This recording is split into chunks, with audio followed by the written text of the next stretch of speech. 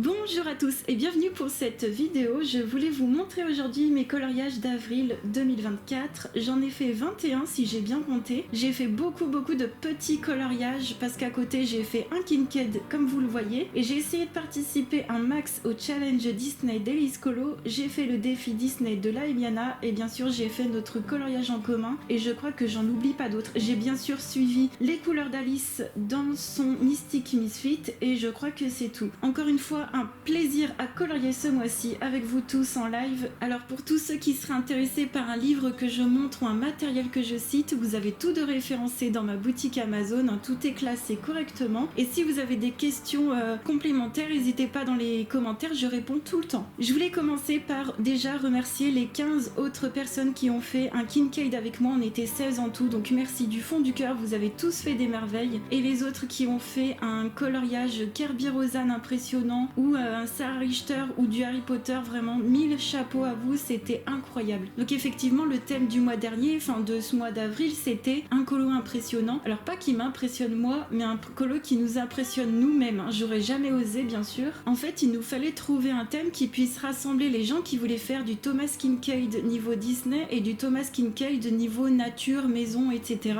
Et on a une copinote qui nous a trouvé le thème colo impressionnant. Donc c'était notre thème sur Twitch du mois d'avril. Moi je suis allée dans mon Thomas Kinkade Disney, je suis allée à la suite de mon livre et j'ai trouvé que cette page était vraiment très jolie mais vraiment très difficile à faire. Donc c'est mon 6e Thomas Kinkade et je peux vous dire que j'y ai laissé des plumes. Alors j'ai fait une base à l'aquarelle pour le sol, à la 705 gris chaud de Sennelier, il y a vraiment ce côté beige en base. Et en base ici j'ai fait du Derwent Inktense. Et après je suis venue tout recrayonner au Prismacolor premier parce que c'est vraiment des crayons qu'on va pouvoir travailler presque comme de la peinture, on va pouvoir mélanger les couleurs comme sur le pantalon où j'ai mélangé des couleurs pour retrouver la teinte du pantalon ici. Je me suis régalée encore une fois avec ces crayons et en finition et plutôt même avant des finitions vraiment en façon coloriée, j'ai aussi utilisé les feutres acryliques RTX en boîte de 60 et j'ai utilisé les stylos Morandi et un petit peu de l'humo color blanc pour certains détails à la fin sur les vêtements. J'ai utilisé également le Pit Artiste blanc en feutre pour faire des détails. Ce que je voulais vous dire, donc je vais vous montrer de près en vous faisant ma petite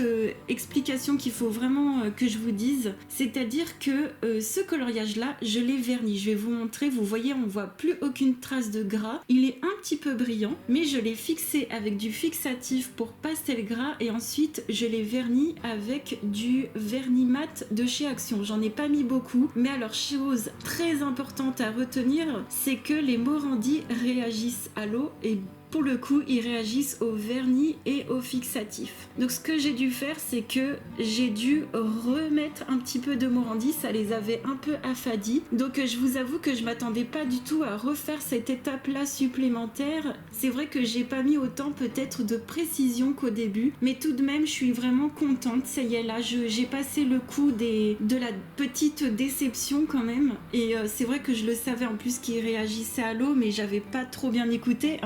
Voilà, merci la Emiana qui me l'avait dit quand même. En tout cas, je pense que je vous ferai une revue vraiment sur ces crayons parce qu'au départ, je m'étais dit non. Et puis là, franchement, il y a quand même une info importante à savoir. Donc vraiment, quand vous faites des gros coloriages, que vous avez l'intention de les fixer ou de les vernir, vous pouvez totalement les fixer, les vernir et revenir après par-dessus avec les Morandi. Ça fonctionne vraiment très bien. En tout cas, merci du fond du cœur à tous ceux qui sont venus en live me motiver. Même vous, en dessous des vlogs, vous n'aviez même pas forcément vu mon colo ou vous me suiviez sur Insta, merci de fou pour votre motivation aussi sur YouTube parce que c'était trop pour moi, c'était trop impressionnant. Alors j'ai pour habitude de faire ce livre dans l'ordre comme ça et je vous montre la page suivante, c'est celle-ci. On va pas se mentir, elle est vraiment chaud patate. Donc même si j'en fais qu'un par an, je suis même pas sûre de le faire l'année prochaine, on verra bien, je vais pas mettre la charrue avant les bœufs, c'est éprouvant mais là je commence vraiment à l'apprécier. Et je voulais aussi vous faire un petit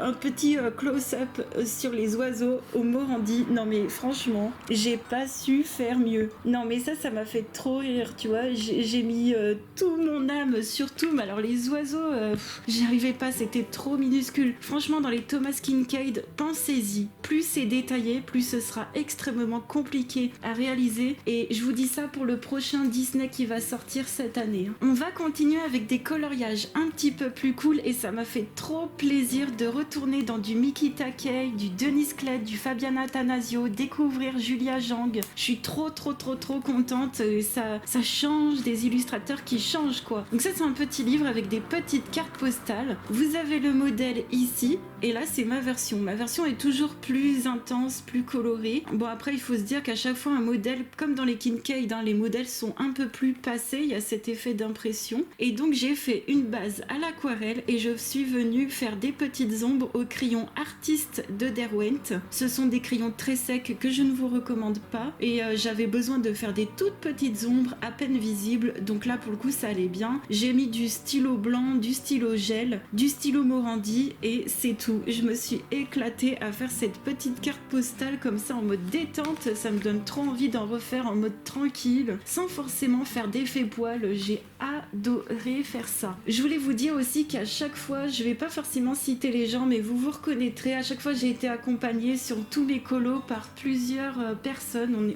On fait à chaque fois un colo de groupe. Je propose toujours mes coloriages aux copains copinotes qui me suivent, donc vraiment merci à vous tous. Dans le Botanicum, j'y suis retournée, je suis trop contente parce que j'y étais retournée déjà le mois dernier. C'est un bouquin dans lequel je vais pas souvent, on va pas se mentir, Maria Troll, j'ai un petit peu du mal, mais j'ai réussi à aller dans celui-ci qui comptait pour Élise Colo d'ailleurs. Je vais pas vous le dire à chaque fois non plus, mais je suis trop contente, j'ai réussi à faire des points. Donc ce coloriage là, je l'ai fait en base avec de l'aquarelle, de la supervision, de la Winsor & Newton. J'ai fait de la peinture acrylique pour les arbres et j'ai utilisé les crayons Imaginor de Coloria, les Inktense de Derwent. Ouais, il y a plein de marques différentes parce que j'en pouvais plus, on est d'accord. Les feutres acryliques RTX et Morandi, du fineliner, du stylo blanc dans les yeux, du stylo blanc Morandi aussi pour l'eau. Et voilà, ce genre de colo que je me suis vraiment pas pris la tête du tout. C'est du RTX pour les cheveux, les sourcils, je me suis pas pris la tête. Et là par contre je voulais vous dire, les crayons Imaginor de Coloria, j'ai eu beaucoup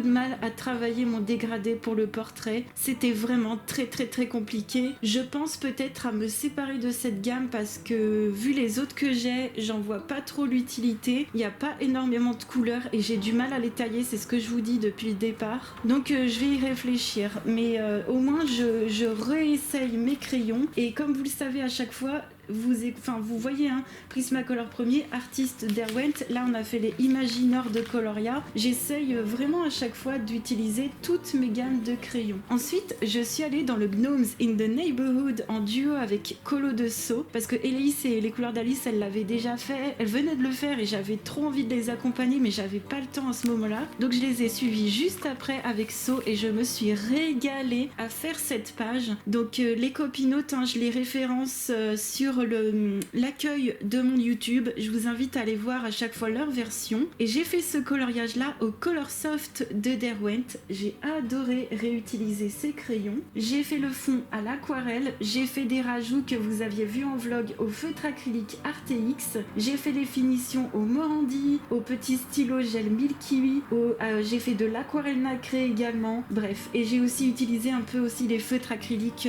Morandi, pas juste les stylos. Bref, je me suis éclatée, ça brille un peu. J'ai voulu faire des gnomes qui avaient une couleur un peu orangée comme ça et je me suis éclatée dans ce livre. C'était trop un plaisir de redécouvrir Denis Klett. J'ai hâte de voir à quoi va ressembler son prochain livre des trolls. Ça va être incroyable. J'ai peur de craquer, ça va être fou. Ensuite, je suis allée dans le Peter Pan et je vous ai fait une vidéo complète sur ce coloriage là. Il a été très simple et en même temps assez challengeant. Ce coloriage là je l'ai fait pour l'occasion du défi des copinotes, on va l'appeler comme ça ici sur YouTube. Le défi des copinotes, c'est des défis de scrap, des défis de gouache, des défis de coloriage en tout genre, et là c'était le défi de suivre le tutoriel de Audrey Schall. Je vous invite à aller voir la vidéo, je vous ai tout mis en barre d'infos sous cette vidéo, et le but c'était de faire un fond couché de soleil à la gouache et de redessiner du paysage à la gouache également. Moi je l'ai fait dans mon livre Peter Pan de Fabiana Attanasio et je me suis régalée régalé. Donc tout le fond et le paysage, c'est de la gouache bien sûr.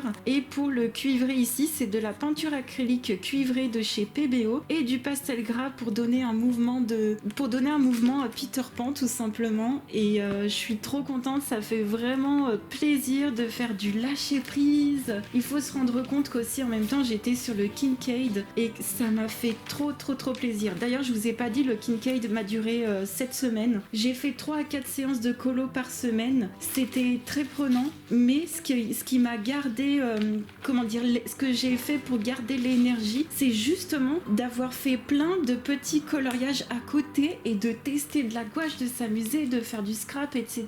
Ensuite, j'ai entamé mon Anne of Green Gables, qui est un livre coréen. Pareil, je vous ai fait une vidéo dessus. Pour le commander, vous avez toutes les infos dans cette vidéo-là. Donc dans le Anne of Green Gables, le papier est absolument pépite. Je n'ai jamais eu entre mes mains un livre aussi incroyable. On a les modèles en face et donc moi j'ai fait cette petite ici. Donc le modèle il ressemble à ça. Moi je l'ai pas trop respecté. J'ai fait un petit peu mes couleurs et pour ce coloriage là j'ai utilisé les Light Fast de Derwent avec un petit peu les artistes pour les blender et je me suis régalée avec toujours les stylos Morandi. Je me suis trop amusée vraiment.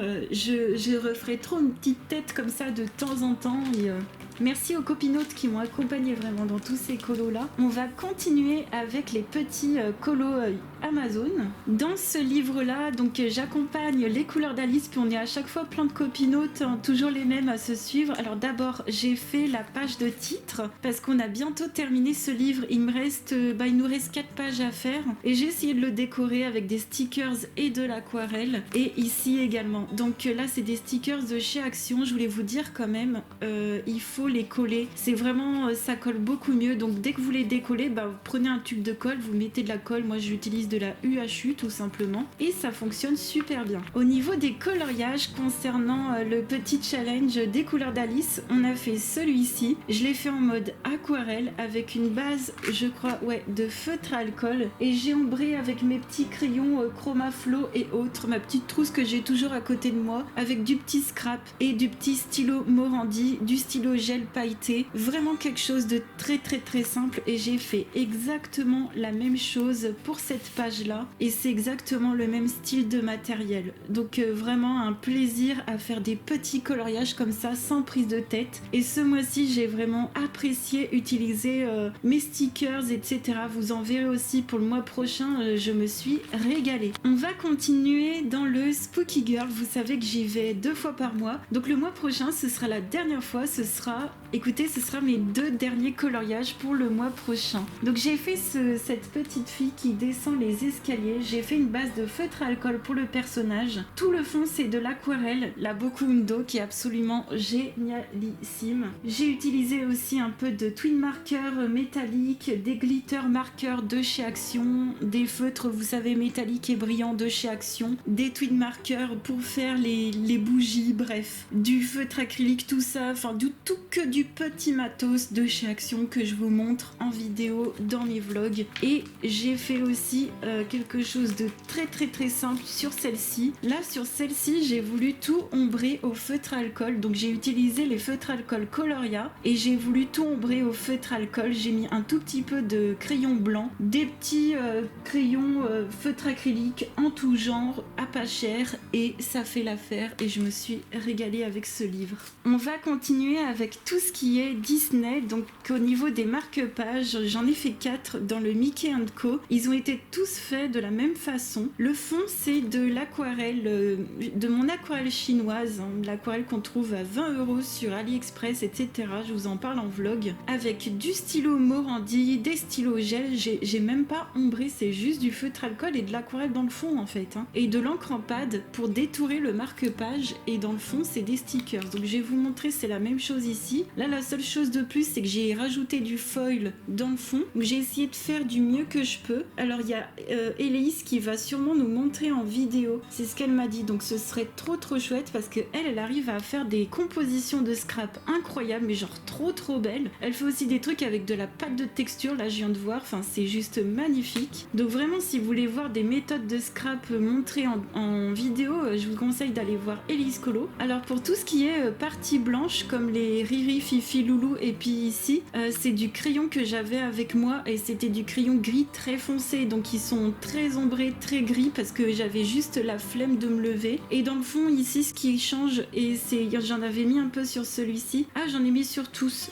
Sur tous, j'ai mis de l'encre aussi. J'ai fait des projections d'encre. Donc encore une fois, du scrap, des stickers. Et ici, pareil, j'ai rajouté des stickers même sur le devant, des projections d'encre. Et voilà, ça c'est fait. Et ça me fait des petits points pour le challenge Disney Délices. On va continuer avec les mystères. Pareil, j'ai voulu faire des points. Dans le carré magique Babies, j'ai fait plusieurs coloriages. Alors, on était donc au mois d'avril. J'ai fait Simba, toujours en petite croix. Hein. Chez moi, ça ne va pas changer. Et ça, je l'ai fait avec des feutres d'écolier. J'ai fait cette double page. J'essaye de vous montrer comme ça. Double page hyper sympa. Et je crois que je me suis arrêtée là. Pour le livre Pixel japonais, j'en ai fait un également. J'ai fait celui-ci. Ça, c'était pour le défi Disney de la Emiana, il me semble. Ouais, c'était ça. Je me suis régalée, toujours avec des petits feutres. Avec les copinotes, on a continué le tome 1 à la suite. On essaye de l'avancer doucement mais sûrement. Faudrait peut-être qu'on en refasse un. Donc j'ai fait celui-ci au Stadler et au Super Tips. Il commence vraiment à me manquer des couleurs de feutres. Et il va vraiment falloir que je me rachète des feutres parce que là je suis en galère. Et quand je fais des mystères, je regarde la solution à chaque fois et je me dis mince, j'ai vraiment pas assez de couleurs. Et enfin dans le Mickey Donald & Co, ah oui si, j'ai oublié un challenge, j'ai suivi celui de la fleurie. On fait un coloriage à chaque fois, une fois par mois, et moi je les suis avec n'importe lequel parce qu'elles font dans le saison et moi je vais dans l'un de mes livres à moi où j'ai les mêmes personnages et je les ai suivis avec ce petit colo vite fait. Et c'est là que mon Pluto m'a lâché. Merci pour vos recommandations de feutres. D'ailleurs je vais acheter les feutres chez Pete Artist, les feutres Pete, et ça va le faire. Merci en tout cas beaucoup à vous d'avoir regardé cette vidéo. J'ai été super contente encore une fois de colorier autant. J'espère aussi que vous vous êtes régalés. On se retrouve la semaine prochaine en vlog. Plein de gros bisous et à très vite. Ciao!